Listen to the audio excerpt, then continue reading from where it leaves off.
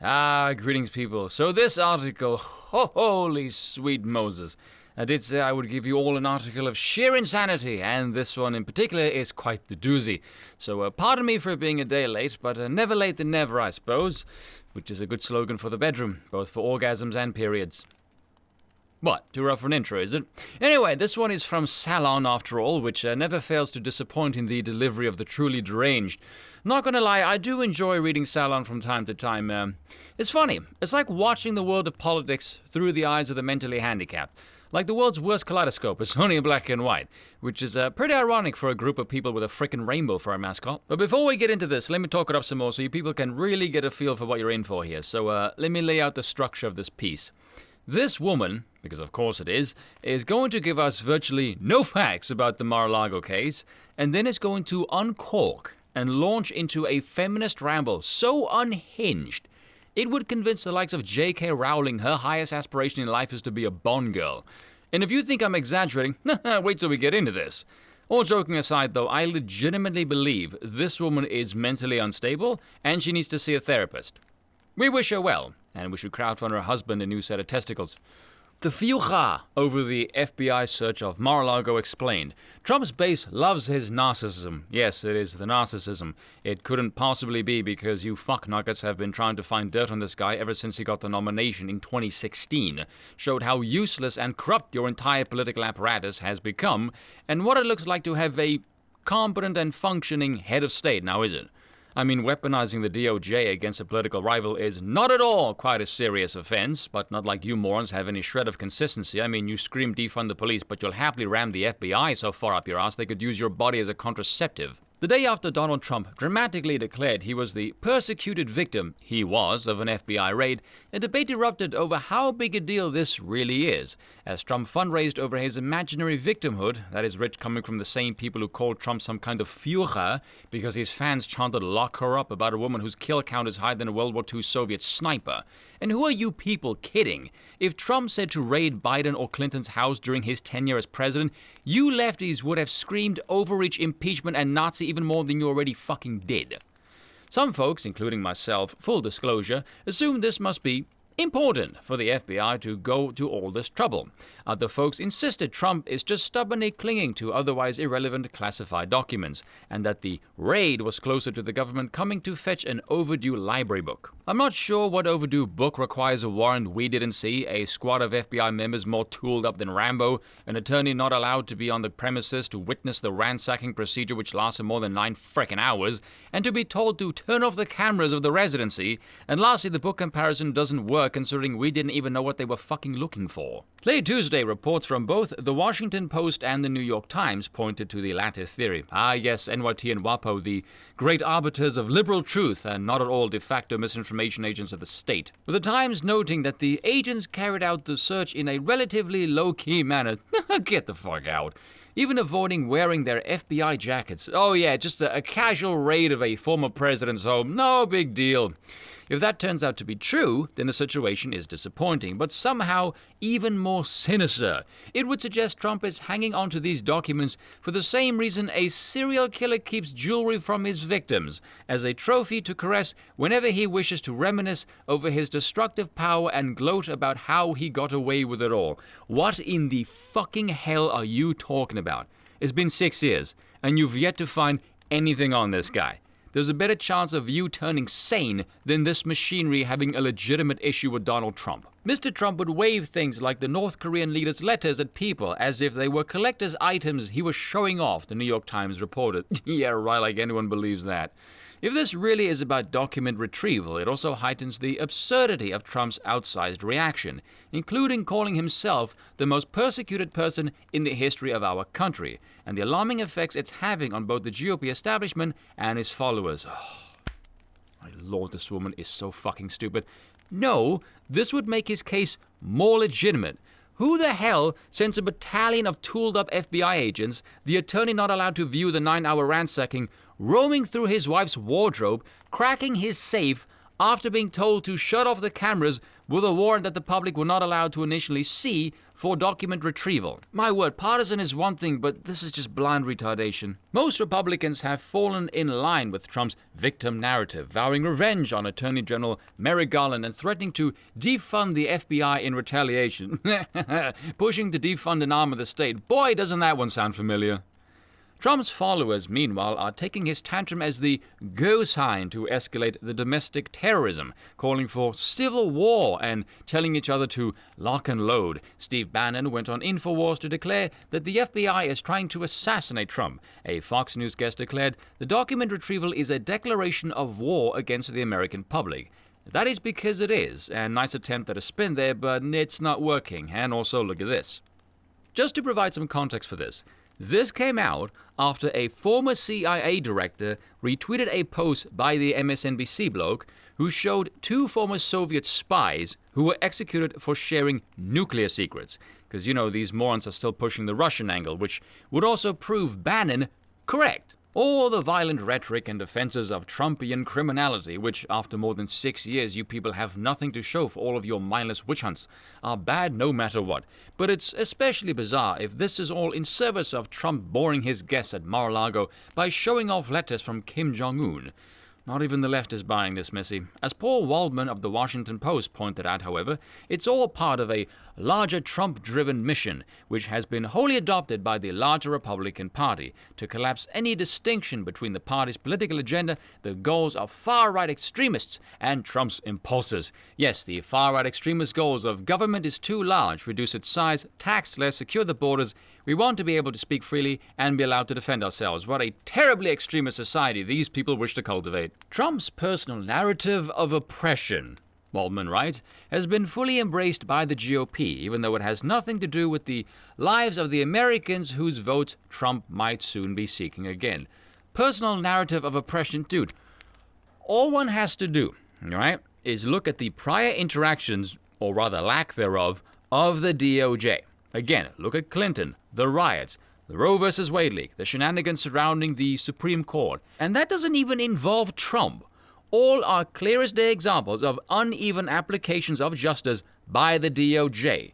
One does not need to be some fervorous right-winger to acknowledge this. Just have open eyes and your head not up your own ass. Wallman's right. Bring back Trump so he can keep his mementos is not a compelling campaign slogan to swing voters. Yes, it is. Trust me, it is a lot more compelling than Orange Man bad, but inflation and high energy prices good. But what's weird is how compelling it truly is to the GOP base. It's not, because that is not what compels them. That is what you, in your narrow-mindedness, thinks compels them. Because you are stuck in this deluded echo chamber, being driven insane. Fox News isn't going all out with the fake Trump victimization storyline for the hell of it. The social media reaction from the right does indeed suggest that the GOP base really does thrill for a fight over Trump's right to flout every single law, big or small. I have never seen one person being called a criminal so much and yet have nothing to show how he's done anything wrong. And the people going after him have repeatedly come up empty-handed with egg on their face and self-destruction of public trust in the institution, amassing this mile-long track record of corruption and misconduct. If you ask these louts to point to anything objective that he's done wrong, they will start frothing at the mouth like you just hypnotize them into a coma. To understand why, it helps to understand how much modern politics, especially for Republicans, it's about symbolism and identity. This coming from the kind of people that, should they have a Twitter account, it would have a litany of pronouns, flags, and emojis in their bio so long it would rival the length of their own fucking names. The symbolic identity of a modern-day conservative is leave me the fuck alone. But let me deviate from all this for a moment, because this is one thing I find fascinating with humans, is how two people can look at the exact same thing and come to entirely different conclusions. And one must be wrong and the other must be right, because that's how objective reality works. And everyone knows I lean very, very heavily to the right. But let me divorce myself at the politics for the moment and be as objective as I possibly can be. Imagine I was an alien, all right, and I was visiting Earth. And I looked at this society called the United States, and I had managed to find a lefty. And I asked them, who is this curious character called Trump? I've been combing through your archives, and I see him over and over again. Who is he? Former president. I hate the guy. Former president. So he was your head of state of your society of sorts? Yes? Yes. How did he become president? He was elected. By who? By the people. Oh, so you have a procedure for selecting your head of state, and yet you hate him. But if he was elected, then surely people must like him. Evil people do. But he lost. He lost? Yes, he ran for a second term and lost. Ah, I see. And how did he do in his second election? He lost, but he got more votes than his first election. Ah, so he got an improvement, so more people must have liked him. But he still lost.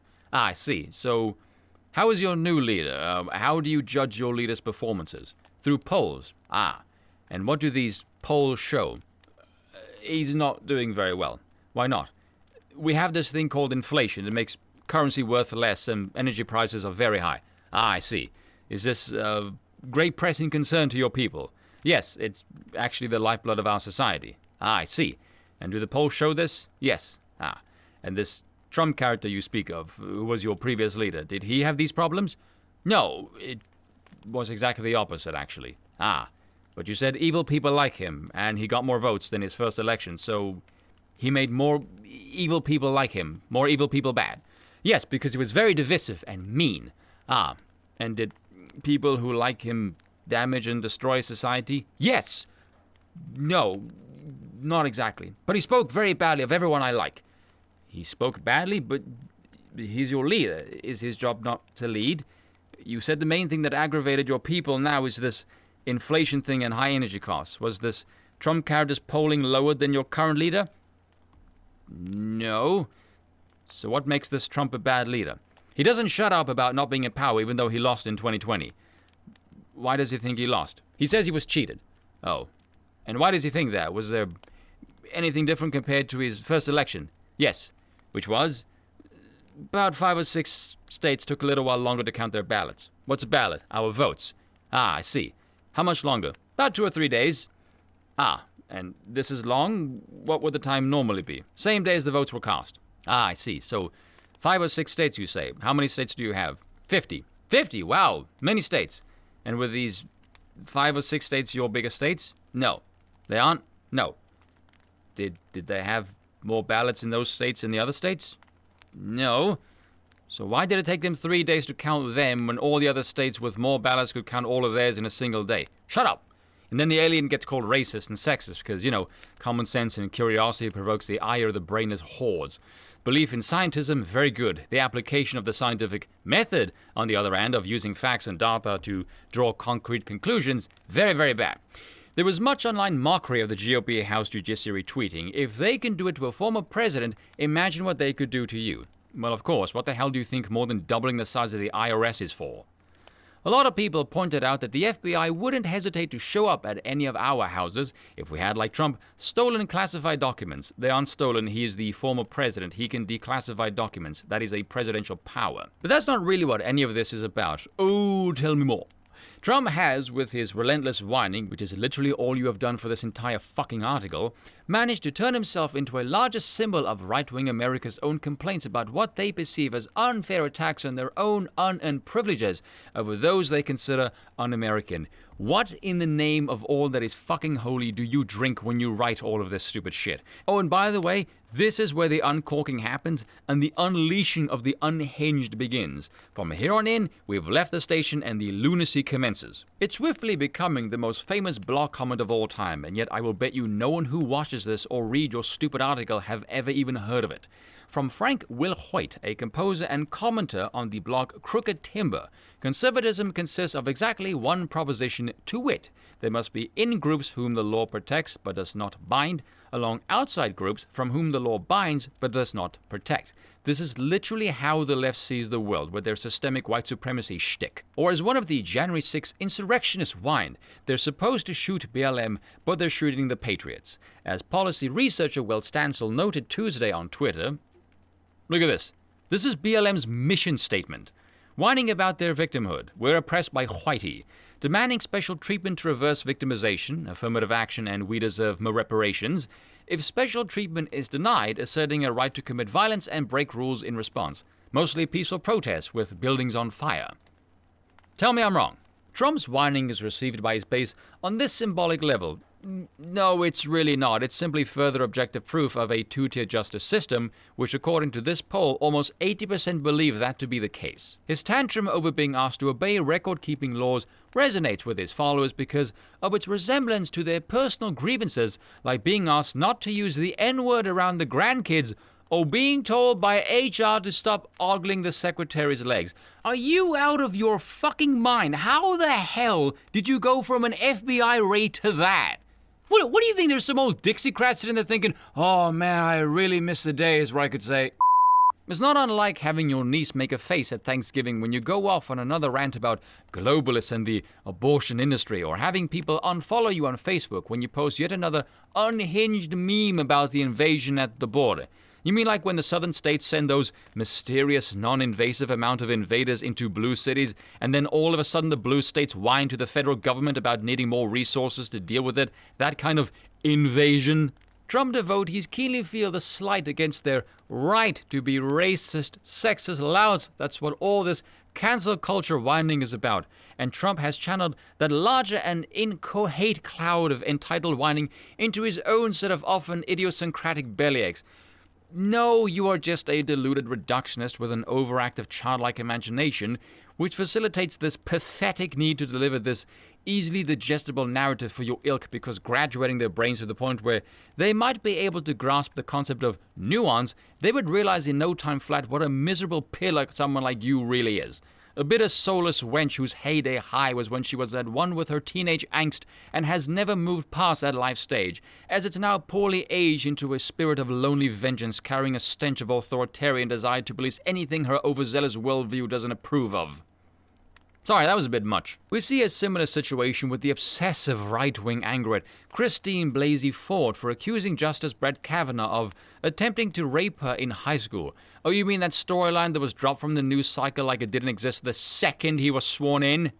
The extremely personal anger from MAGA America isn't because they know what it's like to be questioned in a Supreme Court confirmation hearing about their past transgressions. What they did relate to was this fear that they, or their husbands, or their sons, could face very real consequences for sexual violence that, in the past, has been swept under the rug. Or even more abstractly, they're angry that the presumption of male supremacy is under threat, and a lot of men don't want to give that up, because they rely on it for everything from getting out of doing dishes to getting paid more at work. Do you see now why I warned you all at the start of this video and why this woman needs to see a therapist? Because she's clearly insane. What the hell does any of this have to do with Mar-a-Lago? Or even Trump for that matter? This to me sounds like someone with a lot of personal problems. Here's the thing. I recall several months ago doing a video on one of this woman's ridiculous myths that progressives are more fun, because clearly this woman would be the life of the party. But in it she claims she grew up quite conservative, and then she met her loss of virginity to liberalism, which quite clearly has skull-fucked her brains right out of her face, and she's been on this perilous journey to retrieve it ever since. In the meantime, that hollowed-out space between her ears has been occupied by the shiny force we call projection. But seriously, if you take her demented piss-poor writing at face value, you would be forgiven to think she's probably never spoken to a conservative since she was a teenager, given her perceptions of one is this cartoonishly villainous caricature reminiscent of a bygone era, something you'd find only conjured up in the mind of a disconnected liberal. Liberals engage in a similar, if far more pro-social tendency to project their own concerns onto the lives of public figures. Yes, and then they use your make-believe grievances to construct a public profile in order to get attention and money. People thrilled to see the rise of figures like President Barack Obama, Justice Ketanji Brown Jackson, and Senator Elizabeth Warren, because their success gives life to the aspirations of marginalized people. Those are leftists, which are not people, they're drones. Which is really sad that you people pride yourselves on this inclusivity slogan, and yet you racialize the living shit out of absolutely everything, and feel the need to draw inspiration only from those who share your skin color and nothing else. Which is what makes the right so badass, because we don't actually do any of that. Hell, there's even a pop culture component where celebrity gossip, such as the Amber Heard-Johnny Depp trial, becomes important because the details reflect the concerns of ordinary people. There's nothing necessarily wrong with this. These kinds of stories help define and shape our culture, which very much impacts how regular people experience their own lives. No, there is a lot wrong with that. If celebrity gossip shapes and defines your life sucks. Or you've recently just hit puberty. Where things get toxic, however, is the right's anger about diversity in politics or celebrities speaking out about issues like racism or gendered violence. No, it is because celebrities need to shut the fuck up and fuck off because they don't experience the problems of regular Americans, or regular people for that matter, and the multi-melanated shtick comes at the expense of competence and merit, and it's becoming increasingly noticeable. It also takes an oceanic quantity of piss when conservatives like those who espouse values they like and relate to, and then the left will call them a token, and yet the left will literally prop up anyone in their hierarchy of victimhood purely because of their skin color and nothing else. Conservatives resent what it means for their own lives and how these national stories contribute to pressures they don't like having to show respect to women and people of color in their own neighborhoods and workplaces. Yeah, we have seen how you people treat minorities who don't agree with your worldview. You are the last to talk about respect. You treat minorities like pets to showcase your virtue, not because you give a damn about seeing them rise to their full potential. That kind of resentment can be channeled into avenues that make emotional, if not logical, sense. Now, I wonder if she understood what she just wrote there. We saw this in the furor over masking and NODs during the COVID pandemic, which became touchstones for a generalized right-wing rejection of having to show any concern or care for others in their community. No, it's merely because we don't have the IQ of a handbag and could smell state overreach from a freaking mile off, while you lot was screaming at strangers for coming within 6 feet of your vicinity over a poxy little virus that has all the power of a post-lemon tea fart. Donald Trump gets this more than anyone. No, it doesn't make sense that people who are aggrieved over increased race and gender equality would connect their anger to Trump's tantrum over having to hand over some stolen documents. Nah, I think Trump just wants a roaring economy and to make America great again. And the rest of that bullshit is just your personal media-driven agenda on steroids. Frankly, I don't know what's more terrifying, that you would sell your soul to keep pushing this divisive tribe, or that you actually believe this cult-like mind virus called leftism. But it doesn't need to make any sense. Republican America is trapped in an endless whirlwind of nebulous rage over its own perceived victimization, which needs neither evidence nor logic to sustain it. Are you fucking kidding me? Listen here, you deluded bint. Your ilk spent an entire summer looting and rioting in the wake of a low-life career criminal junkie dying of a drug overdose, causing over $1 billion worth of private property damage to innocent people that had nothing to do with any of it. And yet when people point out the objective damage of this whole affair, you accuse them of pushing a victim narrative? Go fuck yourself. Unfortunately, as January 6th showed, that disconnect from all rationality makes them even more dangerous. Oh, really? Then why isn't anything associated with the Democrats or progressivism a success in any objective measure? Their schools are failing. Democratic cities are a den of thieves. The capital of progressivism, California, is a drug and shit-riddled mess, which coincidentally describes not only the president's son, but also his polling numbers. Seriously, if anyone calls the left rational, that's about the best indicator you will get to get the fuck out of Dodge and not waste your time with a mind that's riddled with more blind spots than the current carcass who thinks he's president. And that is all for today. I will see you all next time.